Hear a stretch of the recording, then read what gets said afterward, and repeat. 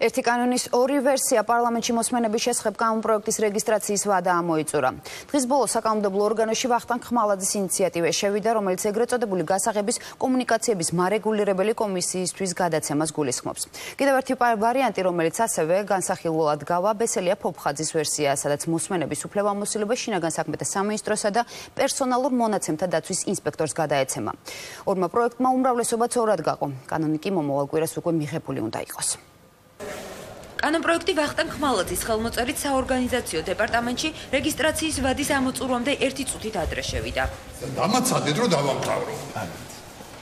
საკანონმდებლო ცვლილებაზე დეპუტატი დღის ბოლომდე მუშაობდა. ალტერნატიული წინადადება ეგრეთ წოდებული გასაღების კომუნიკაციების მარეგულირებელი ეროვნული კომისიისთვის გადაცემას და მარეგულირებელში დამოუკიდებელი ჯგუფის შექმნას ითვალისწინებს. ხმადაღებული გასაღები უნდა იყოს არა აღმასრულებელი ხელისუფლების ხელში. გასაღები არის კომუნიკაციების ეროვნულ კომისიაში. რატომ? აქვე აქვს. ის არის დამოუკიდებელი ორგანო.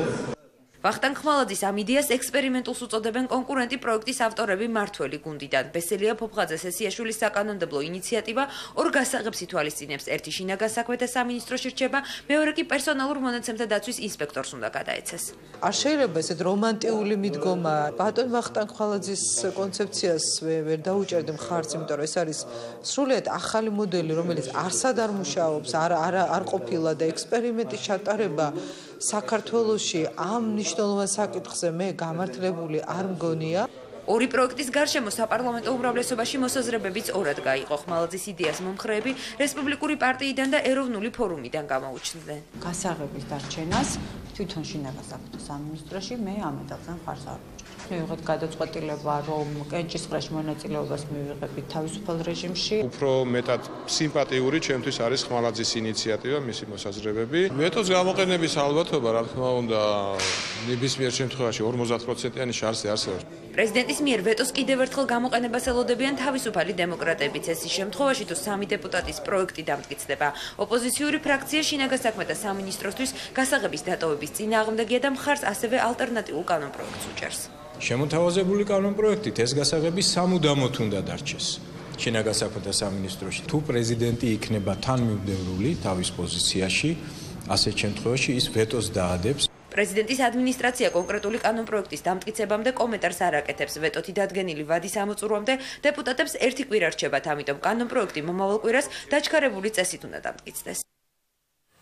კანონპროექტი, რომელიც უკვე რამდენიმე თვე აქტუალობას არ კარგავს, მომავალ კვირაში უკვე კანონად უნდა ჩამოყალიბდეს, თუმცა მანამდე დეპუტატების ინიციატივებზე შეფასებებს ის უწყებები აკეთებენ, რომლებსაც შეაძლოა უშუალოდ შეეხოს ახალი რეგულაციები ფარულ მოსმენებზე. ნატა მახვილაძესთან განვაგრძობთ ამ თემაზე საუბარს. ნატა, დღეს განცხადება პრემიერ-მინისტრმაც გააკეთა, როგორია ღარიბაშვილის პოზიცია პარლამენტში რეგისტრირებულ ინიციატივებთან დაკავშირებით. ირაკლი ღარიბაშვილი ემხრობა ბესელია სესიაშვილი ფოფხაძის კანონპროექტს და მიაჩნია, რომ ქვეყნის უსაფრთხოებისთვის აუცილებელია ეგრეთ წოდებული გასაღები შინაგან საქმეთა სამინისტროს დაქვემდებარებაში იყოს. შინაგან საქმეთა სამინისტროს ხელში უნდა იყოს. ოღონდ მას უნდა დაუწესოთ ეფექტური მონიტორინგი, კონტროლი. ეს არის ვარიანტი, რომელიც იქნა შემუშავებული დეპუტატების მიერ, ბესელია სესიაშვილი ფოფხაძის მიერ და მე ვფიქრობ, რომ ეს არის ოპტიმალური გამოსავალი. მე მას მხარს ვუჭერ როგორც კოალიციის ლიდერი, ვერ დამისახელებთ ვერც ერთ ქვეყანას, სადაც ეს ეგრეთ წოდებული გასაღები, ორი გასაღების პრინციპი არის. ერთი არის სასამართლოს ხელში, რომელიც არის შემოთავაზებული NGO-ების მხრიდან და მეორე არის მობილური ოპერატორების ხელში. ეს არის კატასტროფა, რა თქმა უნდა. ამას მე კატეგორიულად ვეწინააღმდეგები და ყველა ნორმალური, ჯანსაღი, პატრიოტი, ეროვნულად მოაზროვნე ადამიანი. ეს ძალიან მარტივად სახსნელია, რომ ამას ეხლა გეგმავენ ნაციონალები, იყენებენ თავის არასამთავრობოებს და ასე შემდეგ. ეს ძალიან მარტივია, მაგრამ ჩვენ ვართ დღეს სახელმწიფო. სახელმწიფოსთან ასეთი მოპყრობა არავის არ გაუვა. მათი მთავარი მიზანი ეს არის შინაგან საქმეთა სამინისტროს პარალიზება, ისინი ებრძვიან სახელმწიფო ინსტიტუტებს. მანამ სანამ ვარ საქართველოს პრემიერ-მინისტრი. არავის არ მივცე უფლებას, რომ ექსპერიმენტები ჩაატარონ ჩვენს ქვეყანაზე და ჩვენს მოსახლეობაზე. და ფაქტობრივად არასამთავრობოების არც ერთი ინიციატივა სამუშაო ჯგუფმა არ გაითვალისწინა, მიუხედავად იმისა, რომ მესამე სექტორი აქტიურად იყო ჩართული ამ პროცესებში. როგორია მათი პოზიცია კანონის რომელ ვერსიას იზიარებენ? დიახ, უკვე ცნობილია, რომ არასამთავრობო სექტორის წინადადება აღარ დარეგისტრირდება საკანონმდებლო ორგანოში, როგორც ცნობილი იყო, ეს წინადადება ითვალისწინებდა ორ გასაღებიანი სისტემის ამოქმედებას, ერთი უნდა ჰქონოდა სასამართლოს, მეორე კი პროვაიდერებს, მობილურ კომპანიებს. არც ერთმა პოლიტიკურმა სუბიექტმა არ ისურვა ამ წინადადების ინიცირება ნაციონალური მოძრაობის წევრების გარდა, თუმცა ნაციონალური მოძრაობის წევრებს თავად მესამე სექტორის წარმომადგენლებმა უთხრეს უარი. რაც შეეხება საპარლამენტო უმცირესობას, ამ ეტაპზე ცნობილია, რომ საპარლამენტო უმცირესობა მხარს დაუჭერს იმ კანონპროექტს, რომელიც არ გულისხმობს ეგრეთ წოდებული გასაღების შინაგან საქმეთა სამინისტროსთვის დატოვებას. ვიღებთ თუ არა ნაციონალური მოძრაობის შემოთავაზებას, ჩვენ მას არ ვიღებთ. რაც შეეხება ბატონი ვახტანგ ხმალაძის პოზიციას და მის შემოთავაზებას, აქ ჩვენ ვფიქრობთ, რომ კიდევ შესაძლებელია მსჯელობა. ჩემთვის არანაირი მნიშვნელობა არ აქვს. ნაციონალური მოძრაობისგან იქნება კარგი პროექტი ინიცირებული თუ ოცნებისგან გახდება კვლავ პოლიტიკური სპეკულაციების და პოლიტიკური განცხადებების საგანი. ჩვენ გადავიხებით იმ პროექტისკენ, რომელშიც შინაგან საქმეთა სამინისტროს არ ექნება წვდომა ეგრეთ წოდებულ შავ ყუთებზე. შესაბამისად არ ექნება საშუალება, რომ შეუზღუდავად მოისმინოს ის საუბრები, შეუზღუდავი რაოდენობით და შეუზღუდავად დროში მოისმინოს სატელეფონო საუბრები.